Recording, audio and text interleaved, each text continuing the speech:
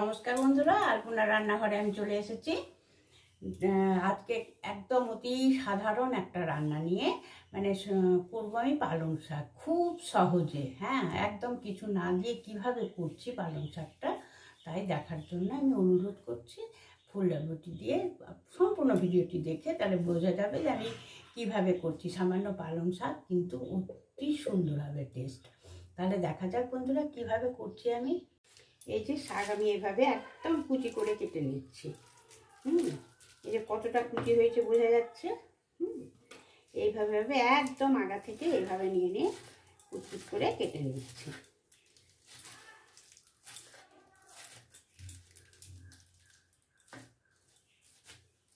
এই যে কড়াই বসিয়ে দিয়েছি, কড়াইতে আমি সর্ষের তেল দিয়েছি 1 চামচ। আর এই যে শাকটা আমি খুব ভালো করে ধুয়ে নিয়ে আর এইভাবে চাকনিতে ছেঁকে নিয়েছি।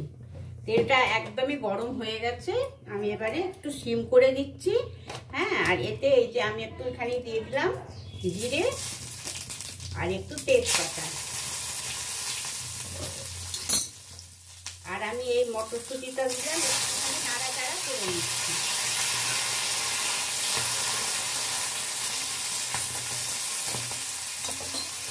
দিয়ে আমি এবারে শাকটা দিয়ে দিলাম এর মধ্যে।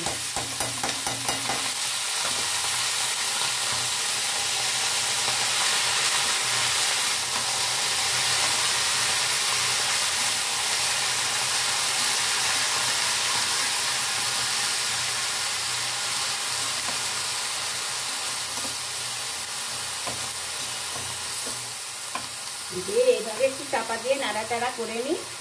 এবারে আমি চাপাটা খুলে দেব। খুলে দিয়ে এই যে একটা কাঁচা লঙ্কা আমি চিড় দিয়ে নিয়েছি, এটা আমি দিয়ে দিচ্ছি। ওপর থেকে কাঁচা লঙ্কাটা দিলে সেন্টটা খুব ভালো হয়। আর দিয়ে দিচ্ছি সামান্য এই আদা পেস্ট। আবার একটু নাড়াচাড়া করে দিয়ে চাপা দিয়ে দিব। এখন নুন দেব না।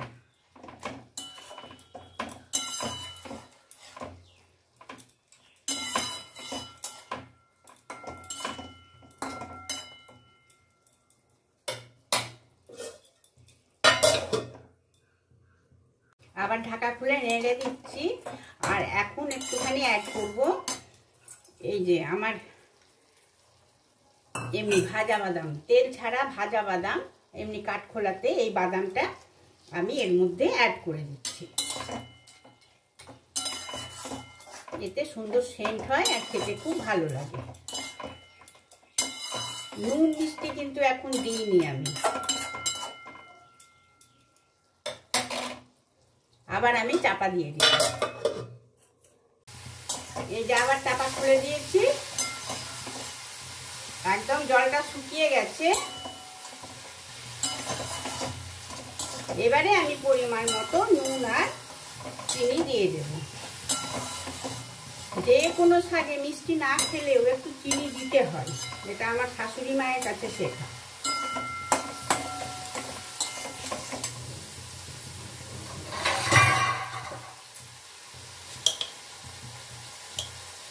এই যে পরিমাণ মতো নুন দিয়ে দিলাম।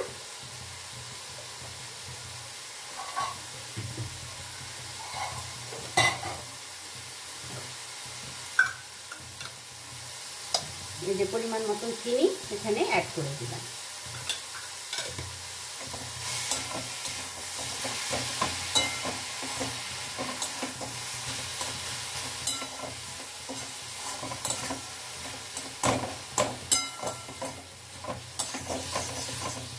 ফ্রাই হয়ে এসছে পালং শাক ভাজা। কোনো সবজি না দিয়ে পালং শাকটা খুব ভালো লাগে এইভাবে ভাজা, একদম বিয়ে বাড়ির মতো, অনুষ্ঠান বাড়ির মতো। আরও আমি নাড়াচাড়া করে নেব। এটা একদম ভাজা হয়ে গেছে। এবারে আমি দিব এই যে আলপনার রান্নাঘরের ঘি, আলপনার হাতের প্রসিদ্ধ ঘি। এটা আমাকে বলতে হয়, কারণ নতুন নতুন বন্ধুরা তো জানে না। আর যদি ঘি আমি কিভাবে বানাই তার জন্য কিন্তু আমার ভিডিও পোস্ট করা আছে, সুন্দরভাবে ডিটেলসে দেখানো আছে। জানতে হলে ভিডিওটা দেখে নিলেই বোঝা যাবে যে আমি কিভাবে ঘি তৈরি করি।